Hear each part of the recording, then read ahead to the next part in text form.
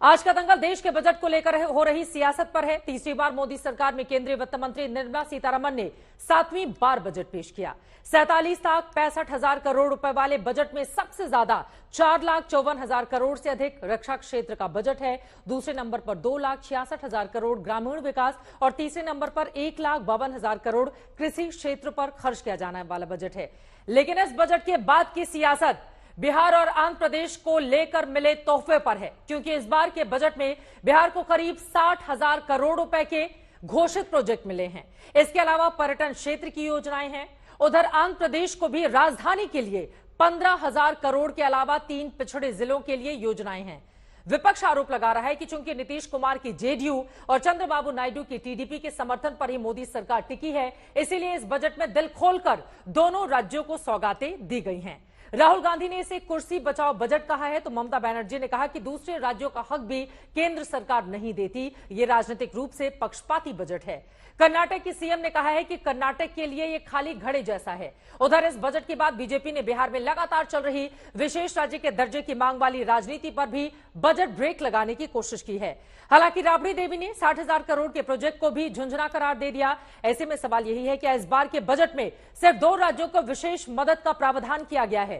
क्या बिहार और आंध्र के लिए किए गए ऐलान से दूसरे राज्यों के अधिकारियों के साथ नाइंसाफी हुई है? और क्या पूर्वोदय योजना के जरिए विकास की दौड़ में पिछड़े बिहार, झारखंड, बंगाल, ओडिशा और आंध्र प्रदेश जैसे राज्यों पर ध्यान केंद्रित करना गलत कदम है? ऐसे तमाम सवालों को लेकर आज के दंगल में बड़ी चर्चा होगी। पहले ये रिपोर्ट देखिए।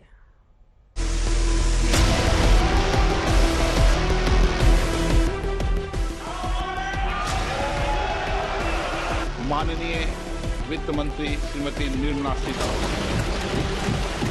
Ports infrastructure in Bihar, industrial node at Gaya, Patna Purnia Expressway, Sir Bhagalpur Expressway, Bodh Gaya, Rajgir, Vaishali and Darbhanga spurs, 2-lane bridge over River Ganga at Buxar, megawatt power plant at Pir Painti. Bihar has frequently suffered from flood. To fulfill the commitments in Andhra Pradesh Reorganization Act, recognizing the state's need for a capital financial support through multilateral development agency, Polavaram irrigation project for Andhra Pradesh and its farmers, the Visakhapatnam-Chennai industrial corridor, Varavakal node on the Hyderabad-Bangalore industrial corridor, regions of Rayalaseema, प्रकाशम। करीब 80 minute के budget भाषण में देश के वित्त मंत्री ने जितने नाम बिहार और आंध्र प्रदेश के शहरों के गिन डाले, उतने किसी और सूबे के नहीं। और जब तीसरी बार मोदी सरकार का बजट पेश करने की रवायत पूरी हुई, तो सियासत शुरू हुई कि अब की बार बजट में बीजेपी ने सहयोगी दलों के ऊपर फंड निसार कर दिया।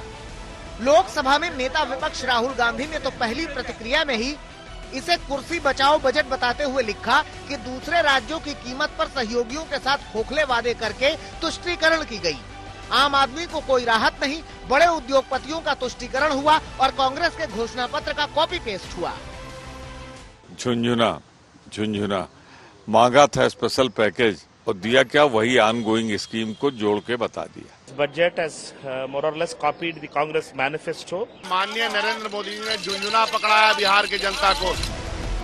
विपक्ष का आरोप है कि सरकार का ये बजट मोदी सरकार के सहयोगी दलों के तुष्टीकरण का बजट है। हालांकि एनडीए के 2 घटक दल महाराष्ट्र से भी हैं, जिनके समर्थन पर अब विरोधी सवाल उठा रहे हैं। अपनी सरकार 5 साल के 5 साल बच जाएगी, उन्होंने बहुत सारे लॉलीपॉप दे दिए हैं। सेंट्रल गवर्नमेंट हमारा उसका पास पड़ा है 1,71,000 रुपीज, लेकिन इसमें 1 पैसा भी नहीं दिया गया। It's a political bias budget. हालांकि पीएम मोदी से लेकर तमाम मंत्रियों और नेताओं का दावा है कि ये बजट भारत की तरक्की की उम्मीदों को पूरा करने की दिशा में बनाया गया बजट है, जिसकी बुनियाद में गरीब, युवा, अन्नदाता और नारी शक्ति है।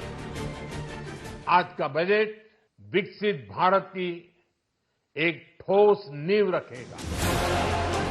सरकार इसे समावेशी बजट बता रही है, लेकिन इस बजट में जिन चुनिंदा प्रदेशों का नाम लेकर पहली कतार में खड़ा किया गया है, उसमें बिहार और आंध्र प्रदेश विशेष था।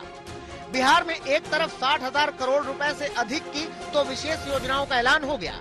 आंध्र प्रदेश को भी 15,000 करोड़ रुपए सिर्फ राजधानी बनाने के लिए देने की घोषणा की गई। Patna Purnia Expressway, 2 Buxar Bhagalpur Expressway, 3 Bodh Gaya, Rajgir, Vaishali and Darbhanga spurs, and 4 additional 2-lane bridge over River Ganga at Buxar at a total cost of 26,000 crore rupees. सरकार की घोषणा के मुताबिक बिहार को 26,000 करोड़ रुपए की लागत से सड़कें और पुल बनेंगे। 21,400 करोड़ रुपए की लागत से पीर पैंती में पावर प्लांट लगेगा। 11,500 करोड़ रुपए बाढ़ से बचाव और सिंचाई के प्रोजेक्ट शुरू होंगे। इसके अलावा airport, medical college, sports college जैसे विकास कार्य किए जाएंगे। इतना ही नहीं, पर्यटन विकास के नाम पर भी बिहार में कई विकास योजनाएं धरातल पर उतरेंगी, जिसमें गया, बोध गया से लेकर राजगीर, नालंदा तक को तमाम तोहफे मिले हैं। हम लोग विशेष राज्य का दर्जा जी कह रहे थे, और अगर विशेष राज्य का दर्जा बहुत लोगों का था कि पहले से बंद कर दिया गया है, एक सहायता के लिए बिहार के विकास के लिए मदद होना चाहिए, तो वो तो करना शुरू कर दिए। बिहार को सुपर पैकेज के रूप में दिया गया। लगातार बजट को लेकर हम चर्चा कर रहे हैं, खासतौर से राज्यों पर जिस तरह की मेहरबानी 2 राज्यों को लेकर मोदी सरकार ने दिखाई है, उसको लेकर यहां पर राजनीति का जो मैदान है वो काफी ज्यादा गर्मा गया है और आरोप प्रत्यारोप का दौर शुरू हो गया है। डॉक्टर अजय आलोक हमारे साथ, राष्ट्रीय प्रवक्ता भारतीय जनता पार्टी के जुड़े हुए हैं। आशुतोष जी पॉलिटिकल एनालिस्ट हमारे साथ जुड़े हुए हैं, जिनसे हम चर्चा करने वाले हैं। राजकुमार भाटी जी स्पोक्स पर्सन समाजवादी पार्टी के स्टूडियो में आ चुके हैं। चितरंजन गगन जी स्पोक्स पर्सन आरजेडी के हमारे साथ जुड़े हुए हैं। माधव आनंद जी आप राष्ट्रीय प्रधान महासचिव हैं, राष्ट्रीय लोक मोर्चा के हमारे साथ मौजूद हैं। अनुज सिंह जी स्टेट प्रेसिडेंट हैं उत्तर प्रदेश भारतीय किसान यूनियन के। आप सभी का बहुत बहुत स्वागत है। सबसे पहले आपसे ही शुरुआत करते हुए अजय आलोक जी, राहुल गांधी की ओर से टिप्पणी की गई है, कुर्सी बचाओ बजट है ये। अरे राहुल गांधी जी को लगता है बजट सुना नहीं उन्होंने, पूरा देखना चाहिए था, थोड़ा 4-5 एक्सरे लगा के खोजना चाहिए था ना। एक्सरे करते थे चुनाव के पहले, तो आज एक्सरे की कीमत निर्मला जी ने बहुत कम कर दी एक्सरे मशीन की। थोड़ा एक्सरे लगा के बजट में खोजते, तब उनको पता चलता कि कितना समग्र बजट है और कितना देश को आगे बढ़ाने वाला बजट है, एक विकसित भारत वाला बजट है। खैर, जिन मूरत जैसी तेने सूरज जैसी आंख रहेगी वैसी शक्ल दिखेगी। अरे अब जो 2 राज्यों पर इतनी मेहरबानी की गई है, बताइए 58,000 करोड़ का बजट दूसरे किस राज्य के लिए आवंटित किया गया है? भाई 58,000 करोड़ रुपए का बजट में आप ये देखिए कि आ क्या क्या रहा है। हाँ। पावर प्लांट आ रहा है तो वो देश की संपत्ति होती है। अगर एक्सप्रेसवे बन रहा है बिहार में आज तक एक भी एक्सप्रेसवे नहीं है तो वो देश की संपत्ति है। ये मुंबई से लेकर दिल्ली तक का एक्सप्रेसवे बना, तो क्या बिहार कभी शिकायत करने गया था कि कितने राज्यों में एक्सप्रेसवे चला गया, हमारे यहां कभी नहीं आया? आप एक तरफ कहते हैं कि बिहार बहुत पिछड़ा है, जब तक ईस्टर्न विंग हमारा डेवलप नहीं होगा हम विकसित भारत नहीं बन सकते हैं। प्रधानमंत्री कितनी बार बोल चुके हैं कि बायां कंधा जब तक कमजोर रहेगा तब तक शरीर मजबूत नहीं हो सकता है। तमाम 10 साल से ये एग्जाम्पल्स चल रहे हैं। बिहार ने पिछले 10 साल में 10% की एवरेज ग्रोथ से तरक्की की। एक इम्पेटस चाहिए था तो इम्पेटस देना शुरू किया। विशेष राज्य का दर्जा नहीं मिल सकता है, साफ साफ केंद्र सरकार ने कह दिया। मुझे यहां पर बैठे हुए मेरे विपक्ष के मित्र बताएं कि बिहार को अगर 59,000 करोड़ रुपया मिले हैं और ईस्टर्न कॉरिडोर को डेवलप करने की बात हुई है, बिहार में परियोजना आई है, पैसे नहीं मिले, ठीक है, इससे किसको आपत्ति है? हाँ, इसलिए तो अगर एक्सप्रेसवे बन रहा है बिहार में तो इससे किसको आपत्ति है? पावर प्लांट बिहार में लग रहा है तो इसको किसको आपत्ति? कुछ लोग तो जरूर कह रहे हैं कि ये कुर्सी बचाओ बजट है, लेकिन राबड़ी देवी कह रही हैं कि झुंझुना पकड़ा दी। इस पर आप बोलिएगा। किसान नेता राकेश टिकैत जी भी इस वक्त हमारे साथ जुड़ चुके हैं, खेत खलिहान में वो बैठे हुए, उनके पास भी हम जाएंगे, लेकिन उसके पहले राजकुमार भाटी जी, अब क्या दिक्कत है? बिहार को लगातार पिछड़ा कहा जाता है, अगर वहां 58,000 करोड़ दे दिया तो। अब पहले तो आप लोग नीतीश कुमार को तंज कसते थे कि देखिए कुछ ले नहीं पाए, उन्होंने केवल सरकार बचाने का काम किया। अब जब मिल गया तो उसको लेकर भी तंज कस रहे हैं। नहीं, चलो नीतीश कुमार जी को तो इस बात के लिए बधाई देनी चाहिए कि उन्होंने कुछ हासिल कर लिया। अभी 1 महीने में उनके 15 पुलों ने नदी में कूद कर आत्महत्या भी कर ली थी, तो उन्हें कुछ राहत मिल जाएगी, कुछ पुल वुल बना लेंगे। लेकिन सवाल ये उठता है कि उत्तर प्रदेश ने एनडीए को 2014 के चुनाव में 73 सीटें दी, 73 सांसद दिए, और 2019 में 62 सांसद दिए। तो उत्तर प्रदेश का क्या कसूर है कि आज तक 10 साल में केंद्रीय बजट से एक एक्सप्रेसवे या एक हाईवे उत्तर प्रदेश को नहीं मिला। ये जो असंतुलन है, और हर क्षेत्र में असंतुलन है, मोदी जी के 10 साल की सबसे बड़ी जो विफलता है वो ये है कि इस देश में अमीर और ज्यादा अमीर हुए हैं और गरीब और ज्यादा गरीब हुए हैं। अभी जो लेटेस्ट इकोनॉमिक सर्वे आया है उसमें ये पता चलता है कि देश की 22% प्रॉपर्टी 1% लोगों के हाथ में है और नीचे के 50% लोगों के पास मात्र 15% प्रॉपर्टी है। ये जो असंतुलन, एक विद्वान ने कहा था एक बार कि भारत एक संपन्न देश है जिसमें गरीब लोग रहते हैं। भारत में संपत्ति का संकट नहीं है, संपत्ति के वितरण का संकट है। तो वितरण समान हो, ये असमानता दूर की जा, ये जो खाई है अमीर गरीब की, ये दूर की जा। इसके लिए बजट में कोई सोच नहीं है, कोई दृष्टि नहीं है। ये बजट दृष्टिविहीन बजट है। ये कोई उम्मीद नहीं जगाता, ना उम्मीद पैदा करता है। और ये बजट जो है एक कमजोर और डरी हुई सरकार का मरहम पट्टी वाला बजट है। अजय जी, मैं आऊंगी ये बिहार और आंध्र प्रदेश, बाकी लोगों की भी टिप्पणी ले लेती हूँ शुरुआती, वरना रह जाएगा। सीधे आपके पास आते हुए आनंद जी, अब यहाँ पर वो कह रहे हैं कि एक समान जो बंटवारा होता है, और उत्तर प्रदेश ने तो भर भर की सांसद देने का काम किया है, उसके बावजूद यूपी को कुछ नहीं मिला, और एक कुर्सी बचाओ बजट है क्या? एक सिरे से ममता बनर्जी भी कह रही है कि राज्यों के साथ भेदभाव कर रही है पॉलिटिकल तौर पर केंद्र सरकार। चित्रा जी, यह केंद्रीय बजट है। पहले तो मैं अपने पार्टी की तरफ से, राष्ट्रीय लोक मोर्चा की तरफ से आदरणीय प्रधानमंत्री जी और वित्त मंत्री जी को मैं धन्यवाद देना चाहता हूं कि उन्होंने एक बहुत सुंदर, संतुलित और सबका साथ सबका विकास और विकसित भारत की परिकल्पना जो आदरणीय प्रधानमंत्री जी ने किया है, उस दिशा में आगे बढ़ाने वाला बजट है। इस बजट में समाज के सभी वर्गों के लिए कुछ न कुछ है। और जहां तक बिहार की चर्चा हो रही है, तो बिहार की मांग तो हमेशा से रही है कि बिहार को विशेष आर्थिक पैकेज मिले, क्योंकि बिहार की जो भौगोलिक स्थिति है, बिहार और झारखंड का जब बंटवारा हुआ तो आप अनुमान लगा सकते हैं निश्चित रूप से। और मैं कहना चाहता हूं चित्रा जी, ये 60,000 करोड़ ही नहीं है। अगर आप सही मायने में एनालाइज करें तो अर्थशास्त्री के रूप में मैं देख रहा हूं कि लगभग 1 लाख करोड़ का है, क्योंकि बहुत सारी ऐसी परियोजनाएं, जैसे इंडस्ट्रियल कॉरिडोर की बात की गई है जो गया में डेवलप करना है, नालंदा में, राजगीर में, बोध गया, इन सारे चीजों को टूरिस्ट का हब बनाना है, टूरिज्म हब बनाना है। तो इन सारों चीजों के लिए इस बजट में अलग अलग प्रावधान किए गए। 60,000 करोड़ तो सीधा सीधा दिख रहा है कि 26,000 करोड़ रोड के लिए दिया गया है, एयरपोर्ट के लिए दिया है, मेडिकल के लिए दिया गया है, 11,500 करोड़ बाढ़ को नियंत्रित करने के लिए दिया गया है। उसके अलावा जो है आपका बहुत सारे अदर परियोजनाएं हैं। तो मुझे लगता है कि अगर बिहार का विकास होता है तो निश्चित रूप से विकसित भारत की जो परिकल्पना हम लोगों ने की है वो साकार होगा। और बिहार भारत का अभिन्न अंग है। मुझे लगता है बिहार की यह पुरानी मांग थी, और इस मांग को अगर आदरणीय प्रधानमंत्री जी और वित्त मंत्री जी ने माना है, वो लोग धन्यवाद के पात्र हैं। इसके अलावा भी बजट जो है बहुत ही अच्छा है, अर्थव्यवस्था को मजबूती प्रदान करेगा। ठीक है चित्रंजन जी, मैं आपके पास फौरन आ रही हूं। आशुतोष जी एक टिप्पणी करना चाह रहे हैं। आशुतोष जी, अब सर्व समावेशी ये बजट है, जिन राज्यों को ज्यादा उम्मीदें थी उन्हें भी खुश करने का काम किया है सरकार ने। अब इसके बारे में क्या कहा जाए, बिहार को जिस तरीके से मिला, नायडू को जिस तरीके से मिला है, तो वो क्या इस वजह से मिला है क्योंकि उनकी सरकार को समर्थन जो है वो मोदी जी को मिल रहा है? क्या अगर ये समर्थन नहीं मिल रहा होता तब भी क्या इसी तरीके से होता? तो ये सवाल तो उठेगा, और इस सवाल का जवाब बीजेपी को देना ही पड़ेगा। पहली बार मैं देख रहा हूं कि नरेंद्र मोदी कहीं दबाव में काम कर रहे हैं। देश के प्रधानमंत्री पहली बार दबाव में काम करते हुए दिखाई पड़ रहे हैं, क्योंकि आज की तारीख में जो सवाल अभी समाजवादी पार्टी के प्रवक्ता ने उठाया, वो भी तो सवाल कर सकते हैं, उत्तर प्रदेश को क्यों नहीं दिया गया, महाराष्ट्र को क्यों नहीं दिया गया, या बाकी के राज्यों को क्यों नहीं दिया गया, सिर्फ बिहार को क्यों दिया गया? और एक दूसरा सवाल जो इसमें है, मुझे लगता है कि 18 साल से खुद बिहार के अंदर नीतीश कुमार जी की अपनी सरकार है।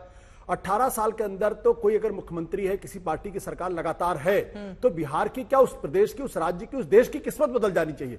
क्यों नहीं बदली है? क्यों उनको बार बार पैकेज की जरूरत पड़ रही है? अगर पैकेज की जरूरत पड़ रही है तो क्या बिहार के अंदर 18 सालों के अंदर कुछ और काम नहीं हुआ है? आज आप बिहार के अंदर चले जाइए और उसकी तुलना आप बिहार के अलावा किसी दूसरे राज्य से कर लीजिए, आप यूपी से कर लीजिए, उसकी तुलना आपको अंदाजा लग जाएगा कि पिछले 18 सालों के अंदर वहां कोई कितना काम हुआ। आप सिर्फ पटना के एयरपोर्ट को देख लीजिए, आप यूपी के अंदर जाइए, इलाहाबाद का एयरपोर्ट देखिए, बनारस का एयरपोर्ट देखिए, लखनऊ का एयरपोर्ट देखिए, और उसकी तुलना बिहार के एयरपोर्ट से कर लीजिए। तो 18 साल से वहां क्या हो रहा था? क्यों बिहार की पर कैपिटा इनकम हिंदुस्तान में सबसे कमजोर है? तो कहीं ना कहीं नीतीश कुमार जी को ये जिम्मेदारी तो लेनी पड़ेगी ना कि भाई आप 18 साल से हैं, कब तक आप ये कहेंगे कि लालू प्रसाद यादव की वजह से हालत खराब? हाँ, लालू प्रसाद यादव में एक समय जंगल राज था।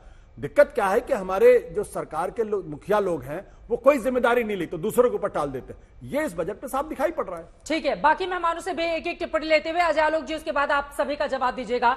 चित्रंजन गंगा जी आपके पास आते हुए, लेकिन बार बार आप लोग नीतीश कुमार के ऊपर जो तंज किया करते थे, अब उस तंज से निकलने का काम तो मुख्यमंत्री ने कर ही दिया। भाई जैसे भी किया हो, दबाव बनवाया हो, आंखें तरेरी हो, गुस्सा किया हो, लेकिन 58,000 करोड़ का ये जो बजट है वो आपके राज्य के लिए मिला है।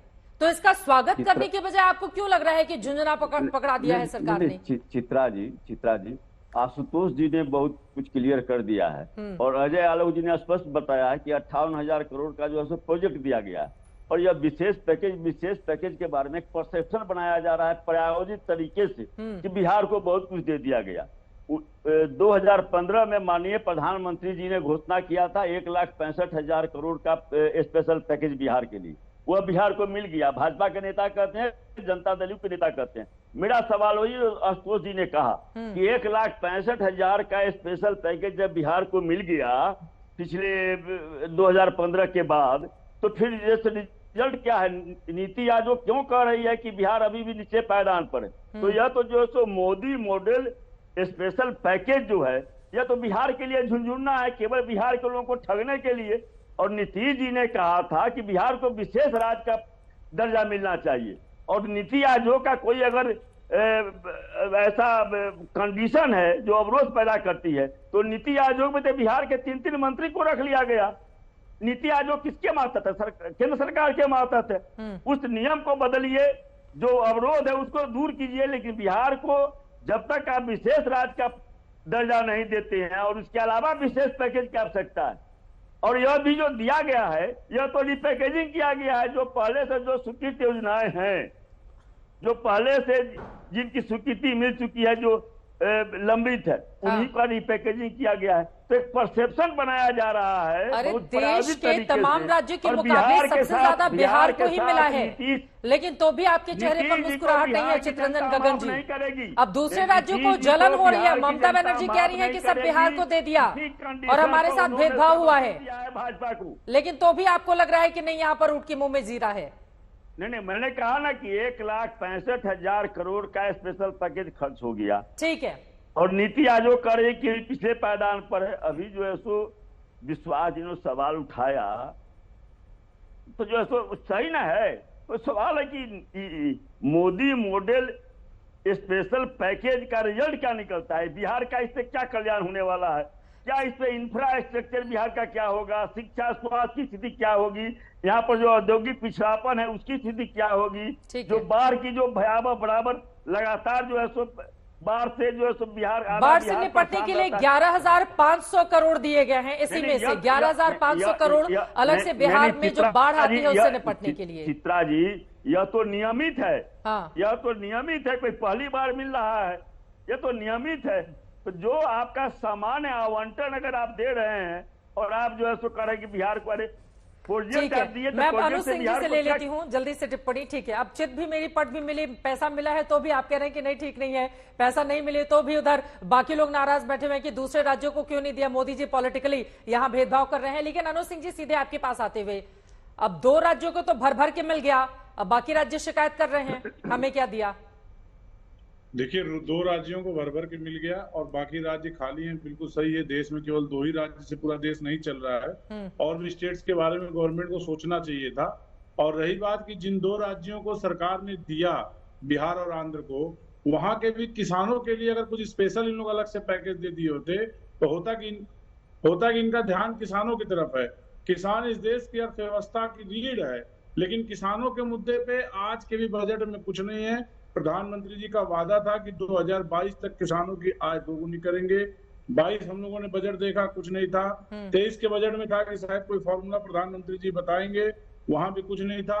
24 का बजट भी किसानों की दृष्टिकोण से पूरी तरीके से बोगस है। उसमें ना एमएसपी को लेकर के कोई घोषणा की गई है, न ऋण माफी को लेकर के कोई घोषणा की गई है, न मुफ्त बिजली या सस्ती बिजली के लिए कोई उसमें योजना है। कृषि यंत्रों पे भी कोई छूट नहीं दी गई। तो एक तरीके से पूरी तरीके से ये कृषि क्षेत्र के लिए अगर देखा जाए, इस देश के किसानों के लिए देखा जाए, तो पूरी तरीके से ये बजट आज का बेकार है, इस सत्र का बेकार है। और इसके साथ ही अगर बिहार की हम बात करें कि बिहार के 60,000 करोड़ का पैकेज दिया गया, तो बिहार में जो जमीनों की लूट हो रही है किसानों को, उसमें इस बात का भी प्रधानमंत्री जी को या भारत सरकार को वर्णन करना चाहिए था कि जो बिहार का किसान है जिसकी भारतमाला प्रोजेक्ट में जमीनें छीनी जा रही हैं, मुआवजा बिल्कुल ना के बराबर दिया जा रहा है। जो थर्मल पावर प्लांट है आपका चौसा का, उसके अंदर की जो जमीनें किसानों की गई, उनके ऊपर लाठियां बरसाई गई, मुकदमे लिखे गए। इस बजट में किसानों को क्या सौगात सरकार दे दी है, इससे सरकार ने अवगत नहीं कराया। और एक तरीके से देखा जाए तो किसानों के साथ छलावा हुआ इस बजट में। ठीक है, आप ये कह रहे हैं, मुझे लग रहा है अजय आलोक जी आप यहां पर जवाब दीजिए। उन्होंने किसानों का मुद्दा भी उठाया, लेकिन बिहार और आंध्र प्रदेश को मिले विशेष पैकेज पर ही रहते हैं, क्योंकि इतना भारी भरकम। देखिए, अब उनकी ओर से कहा जा रहा है, आरजेडी के प्रवक्ता हमारे साथ हैं, उन्होंने कहा है कि भैया ये फिर सिर्फ एक आई वॉश की तरह है। जिस तरह से बजट विशेष राज्य का दर्जा क्यों नहीं, और अगर कोई नीतिगत बदलाव है तो उसको कर दीजिए, सरकार तो आपकी है ना अजय आलोक जी, तो फिर बदलाव करने में क्या दिक्कत है?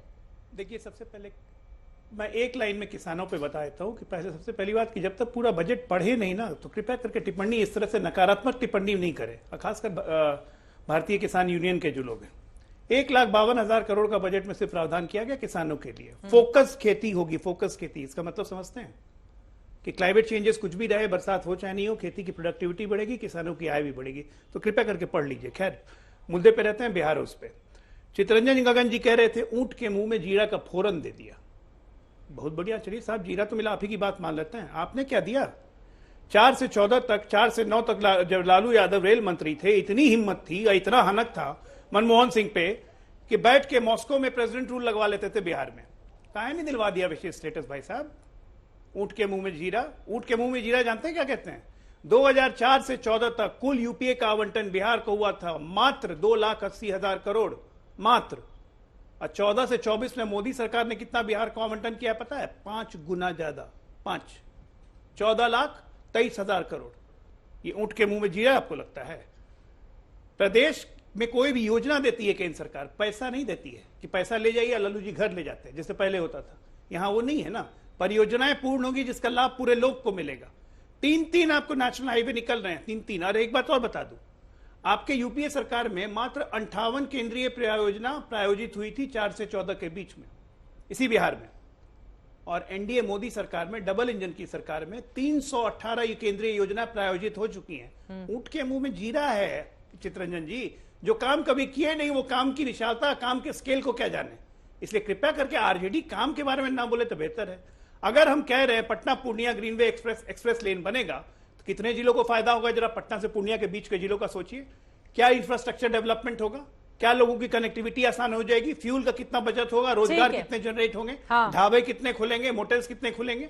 अगर हम कह रहे हैं कि बुद्धिस्ट कॉरिडोर को हम डेवलप करने जा रहे हैं बोधगया से लेकर वैशाली तक, तो जो इंटरनेशनल टूरिस्ट आता है वो कितना जल्दी आएगा? वो एक दिन में दोनों जगह दर्शन करके वापस लौट सकता है। तो कितनी कनेक्टिविटी बढ़ेगी? फॉरेन एक्सचेंज का कितना रेवेन्यू आएगा? अगर हम कह रहे हैं विष्णु पद मंदिर का कॉरिडोर बनाएंगे, रिलीजियस टूरिज्म कितना बढ़ेगा? कोई चीज समझ में आती है? पावर प्लांट लग रहा है पीरपैंती में 24,000 करोड़ की तरह से, तो बिहार के लोगों को सब्सिडाइज बिजली मिलेगी। आज अब पीएम अनाउंस करते हैं कि फ्री सूर्य घर बिजली योजना, मिडिल क्लास का कितना पैसा बचेगा? किसानों को कितना पैसा बचेगा? जो आज हम डिस्ट्रीब्यूट करने जा रहे हैं किसानों के लिए, सोलर पंप सिस्टम हर खेत पे, ताकि उनको पानी की कभी कोई दिक्कत नहीं हो, बिजली की कभी कारण डीजल अनुदान का झंझट नहीं पड़े, इसको फायदा होगा। बजट कोई एक राज्य स्पेसिफिक नहीं होता है, बजट देश स्पेसिफिक होता है। आज जो टैक्स का स्लैब कम हुआ है लगातार हर वर्ग के लोगों में, ये मामले 17,500 करोड़ रुपए सीधे जनता के बचेंगे। ये पैसे के बचेंगे तो कहां जाएंगे? या तो बैंक में बचेगा एज अ सेविंग, या नहीं तो इकोनॉमी को बूस्ट करने के लिए खर्च होगा। तो क्या इसमें देश की बढ़त नहीं होगी? आज अगर पेंशनर, चितरंजन साहब की उम्र काफी हो चुकी है, 65 के ऊपर ही होंगे, आज जब मोदी सरकार चुनाव के पहले अनाउंस करती है कि 70 के ऊपर के सारों को हम आयुष्मान योजना का लाभ देंगे, और आज पेंशनर स्कीम में 15,000 से बढ़ा के 25,000 कर दिया। ठीक है, 10,000 रुपए हम लगातार वो आंकड़े दिखा भी रहे हैं कि बजट में किस क्षेत्र के लिए क्या प्रावधान किया गया है। चितरंजन जी आप जवाब दे दीजिए, बाकी लोग भी इंतजार में हैं। ठीक है, ठीक है। अजय आलोक जी ने सिलसिलेवार तरीके से समझा दिया। चितरंजन गगन जी आपकी टिप्पणी पर बाकी लोग करने के लिए सरकार पे प्रहार मत कीजिए। ठीक है, आप ये देखिए कि आपका बिहार को इससे फायदा हो रहा है कि नहीं हो रहा है। आज हम कह रहे हैं कि एयरपोर्ट्स विकसित करने जा रहे हैं, आज हम कह रहे हैं नए मेडिकल कॉलेज। ठीक है अजय आलोक जी, अब सुन लेते हैं, जवाब सुन लेते हैं। अब जवाब सुन लेते हैं। हॉस्पिटल बन जाएंगे, मेडिकल कॉलेज बन जाएंगे, आपको दिक्कत है उसमें? एक्सप्रेसवे बन जाएंगे, आरजेडी को दिक्कत है, आशुतोष जी को दिक्कत है, बिहार को ही क्यों? अरे क्यों नहीं बिहार? अब बाकियों को भी बोलने दीजिए अजय आलोक जी। चितरंजन गगन जी बोलिए, मुझे लग रहा है उन तक आवाज नहीं पहुंच पा रही है, कोई गड़बड़ी है। चितरंजन जी बोलते हैं, आशुतोष जी। ठीक है, चितरंजन जी बोलिए बोलिए बोलिए। चित्रा जी, अभी अजय आलोक जी कह रहे थे कि यूपीए सरकार के समय में क्या मिला बिहार को, तो मैं बता देना चाहता हूं कि 5 से 10 तक जो नीतीश जी की उपलब्धि मानी जाती है वह यूपीए 1 की सरकार की उपलब्धि थी। 18,000 किलोमीटर सड़क आदरणीय रघुवंश बाबू ने दिया। उसके बाद मैं बता रहा हूँ, नहीं, सुन लीजिए UPA ने सुन लीजिए बनवाया था। 18 सुन लीजिए, आप क्रॉस बोले थे, मैं क्रॉस नहीं कहता। मैं आंकड़ों में बोल रहा हूं। 18,000 किलोमीटर। अजय जी, उनकी बात हो जाए, आप जब बोल रहे थे वो शांति से सुन रहे थे। उसके बाद सुन लीजिए, 3 रेलवे की फैक्ट्रियां बिहार में। उसके बाद सुन लीजिए, BRGYF में बैकवर्ड रीजन ग्रांट में पूरे बिहार के सारे जिलों को समावेश किया गया। उसके बाद फूड फॉर वर्क, उसके बाद मनरेगा, आप क्या कर रहे हैं? उसके बाद सेंट्रल यूनिवर्सिटी आप जोड़ना चाह रहे हैं। जो घोषणा किया एयरपोर्ट का, वो दरभंगा का एम्स अभी तक नहीं बना, एगो पटना का एयरपोर्ट आज तक विकसित नहीं हुआ, पूर्णिया का एयरपोर्ट नहीं बना। आप क्या बात करते हैं? UPA 1 के सरकार में जो कुछ भी मिला, इसीलिए 5 से 10 तक कभी भी नीतीश जी ने बिहार को विशेष राज्य का दर्जा मांगने का काम नहीं किया। और UPA 2 में जब दिल्ली में उन्होंने रैली की थी, रघुराम राजन कमेटी का गठन किया गया था, मनमोहन सिंह ने किया था, और उसने रिकमेंड किया कि बिहार को विशेष मदद चाहिए।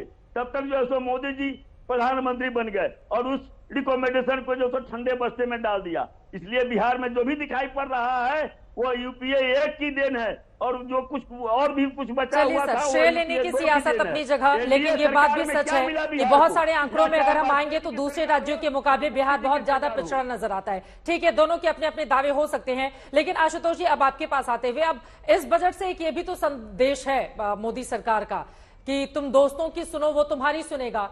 अब सरकार जिस स्थिति में है उसको मजबूती से चलाने के लिए कड़े और बड़े निर्णय लेने के लिए, और प्रधानमंत्री ने कहा कि देश की दिशा को और तेजी से आगे लेकर जाने वाला, तरक्की की राह दिखाने वाला ये बजट है।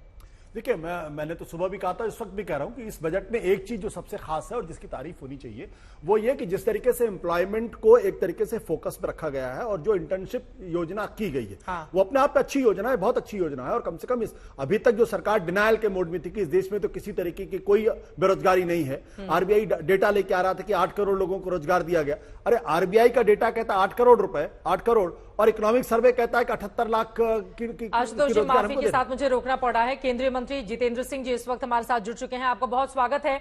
और सबसे पहली टिप्पणी आपसे मैं चाहूंगी, देखिए सरकार पूरा श्रेय ले रही है, इसको बता रही है कि देश की तरक्की की राह और ज्यादा मजबूत होगी, तेज गति से आगे चलेगी। तो राहुल गांधी का ये कहना है कि कुर्सी बचाओ बजट है ये, क्या कहेंगे इस पे आप? नहीं, देखिए, आज चित्रा जी, आज का जमाना है तर्क तथ्य तुलना का। किसी ने क्या कहा उसका कोई अर्थ नहीं, और ना ही उसकी कोई उत्तर देने की आवश्यकता है। यदि आप आंकड़े देखें, जो बजट में व्याख्या है वो देखें, तो मुझे लगता है कि हर कोई जो सूझबूझ रखता है या ईमानदारी से इस बजट का अध्ययन करेगा, वो इस बात की तस्दीक करेगा कि बड़ा ही फ्यूचरिस्टिक बजट, और जो विकसित भारत को सन 2047 के लिए जो हमने हिंदुस्तान की जो तस्वीर, जिसका तस्वुर, जिसकी कल्पना की है, उसको लेकर के। अब मैं तथ्य की बात करता हूं, इस बजट में स्टार्टअप को लेकर के जो बूस्ट दिया गया है वो आज तक किसी सरकार ने नहीं हुआ। और आपको हम ये कैसे भूल सकते हैं कि सन 2014 में UPA की सरकार जब गई है तो देश में मात्र और ये आंकड़े बोलते हैं 350 स्टार्टअप्स की संख्या थी, आज बढ़कर के 1.5 लाख से ऊपर हो गई। नई स्टार्टअप पॉलिसी लाई गई, और आज के बजट में कुछ लिए गए और बहुत ही इनोवेटिव भी। उदाहरण के तौर पर एंजल टैक्स को माफ करना। अब ये जो लोग कह रहे हैं कि कुर्सी बचाओ बजट है, उन्होंने अपनी कुर्सी बचाने के लिए एंजल टैक्स लगाया था सन 2013-14 में, जिसकी कोई जाजियत नहीं थी, कोई आधार नहीं था, कोई जस्टिफिकेशन नहीं थी। उस समय भी अर्थशास्त्र की जगत में इसको लेकर के बहुत बहस हुई थी कि कोई अनलिस्टेड कंपनी अपनी कैपिटल बढ़ा ले, शेयर इशू करके इन्वेस्टर्स को at a rate higher than the fair market value, और उस पर टैक्स लगा दिया जाए। उसको जब समाप्त किया है तो एकदम आप देखिएगा रातों रात स्टार्टअप्स में एक बूस्ट आएगा, इन्वेस्टमेंट में इजाफा होगा। दूसरा, ये जो स्किल ट्रेनिंग इंटर्नशिप का कॉन्सेप्ट आया है, बहुत ही इनोवेटिव है। ये जो हमारे वैश्विक पैरामीटर्स हैं, क्योंकि इससे आगे अगर हिंदुस्तान को बढ़ना है तो हमारे our strategies have to be global, our parameters have to be global, and our benchmarks have to be global. उसमें इंटर्नशिप का प्रावधान है। 500 कंपनियां इंटर्नशिप देंगी बच्चों को, लगभग 1 करोड़, और स्टाइपेंड भी देंगी 5,000 रुपए का। और ये स्टाइपेंड का पैसा कहीं स्टेट एक्सचेकर या सरकारी खजाने से नहीं आएगा, ये उसी कंपनी की कॉर्पोरेट सोशल रिस्पॉन्सिबिलिटी से ही रेज किया जाएगा, CSR फंड से। साथ ही साथ लगभग 1000 इंडस्ट्रियल ट्रेनिंग इंस्टीट्यूट्स को अपग्रेड किया जाएगा कि उस तरह का वो प्रशिक्षण दे सके कि वो वैश्विक मापदंड पर हमारे युवा उस पर उतर सके। जितेंद्र जी, जो बातें आप बोल रहे हैं इसी को आगे बढ़ाते हुए, चाहे वो राहुल गांधी हो, मल्लिकार्जुन खड़गे हो, कांग्रेस पार्टी के और तमाम नेता हो, उनकी ओर से कहा जा रहा है, खासतौर से जिसका आपने जिक्र किया कि ये कॉपी पेस्ट बजट है और नकलची सरकार है। ये इस मुद्दे पर मल्लिकार्जुन खड़गे ने घेरा है आप लोगों को। ठीक कहा उन्होंने, कट है ना, ये कट किया, जो उन्होंने पेस्ट किया था उसे कट किया है। ये पेस्ट कट सरकार है, इसने एंजल टैक्स को कट किया, जो उनका किया हुआ पाप था, जिसके कारण हमारे युवाओं को 10 बरस तक ये तकलीफ झेलनी पड़ी। नई स्टार्टअप पॉलिसी के आने के बावजूद आप क्या जानते हैं कि इस समय भारतवर्ष दुनिया के इकोसिस्टम में 3रे दर्जे पर खड़ा है। हमारा ग्लोबल इनोवेशन इंडेक्स 81 दर्जे से 40 दर्जे पर आ गया पिछले 7-8 वर्ष में। आज मैं क्या कहता हूं, आप क्या कहते हैं, कोई और कहता है, इसका कोई अर्थ नहीं है। आज मापदंड ग्लोबल है, उस पर ये दुनिया मान रही है इस बात को। लेकिन उसमें जो बाधाएं थी, उन बाधाओं में ये था एंजल टैक्स, जो इनका पेस्ट किया हुआ था, आज कट हो गया। ठीक है, इसी प्रकार ये जो नए इनोवेटिव कॉन्सेप्ट्स लाए जाएंगे, क्योंकि हमारा इसी से इतर जाते हुए बजट को लेकर तो हम चर्चा कर रहे हैं, लेकिन बातचीत के दौरान ही जो बड़ी खबर इस वक्त नीट मामले को लेकर आ रही है, सुप्रीम कोर्ट ने साफ कर दिया है नीट यूजी की दोबारा परीक्षा नहीं होगी। परीक्षा में खामी के पर्याप्त सबूत नहीं है और सिर्फ कुछ छात्रों को लेकर ही लीक के सबूत मिले हैं। तो सुप्रीम कोर्ट की ओर से ये जो बड़ा फैसला आया है, इस पर क्या है आपकी टिप्पणी? परीक्षा की पवित्रता खंडित नहीं हुई है, कोर्ट ने कहा है। मुझे लगता है कि इसमें कोई ये सर्वोच्च न्यायालय ने वही कहा है जो शिक्षा मंत्री कल सदन में भी कह रहे थे, और उनकी बात सुनने से विपक्ष इनकार कर रहा था। जैसे मैंने कहा, आज का जमाना है तर्क तथ्य तुलना का, कोई क्या कह दे उसका कोई अर्थ नहीं है, क्योंकि जितना हम समझते हैं उससे कहीं अधिक हमारा श्रोता समझदार है और विवेक रखता है। लीक से 155 छात्रों को लाभ के संकेत भी मिले हैं, तो कम से कम एक ऐसी व्यवस्था बनानी होगी ताकि आगामी दिनों में आगे आने वाले किसी भी एग्जाम में कम से कम इस तरह की परिस्थिति पैदा नहीं हो और छात्रों के मन में संदेह ना हो। जितेंद्र सिंह जी, यही वो सरकार है जिसकी वो मंशा भी है। ये जो अनफेयर मींस इन एग्जामिनेशन का बिल है, वो यही सरकार लाई, पिछले सत्र में हो लाए, बल्कि नए संसद भवन आने के उपरांत जो पहला सेशन हुआ, पिछली सरकारों ने तो आज तक नहीं लाया था। तो क्या ये कहा जा सकता है कि वो जो माफिया है जो इसके लिए जिम्मेवार है, उसके साथ ही हैंड इन ग्लव थे? अगर इन्हीं की भाषा में उत्तर देना हो तो ये भी तो बात कही जा सकती है। बल्कि इस सरकार ने अपनी नीयत और नीति में कोई अंतर नहीं रखा और अपनी ईमानदारी का भी प्रदर्शन किया। ठीक है, चलिए, बहुत धन्यवाद जितेंद्र सिंह जी, केंद्रीय मंत्री आज तक से जुड़ने के लिए और आज के इन दोनों ही महत्वपूर्ण विषय पर बातचीत करने के लिए।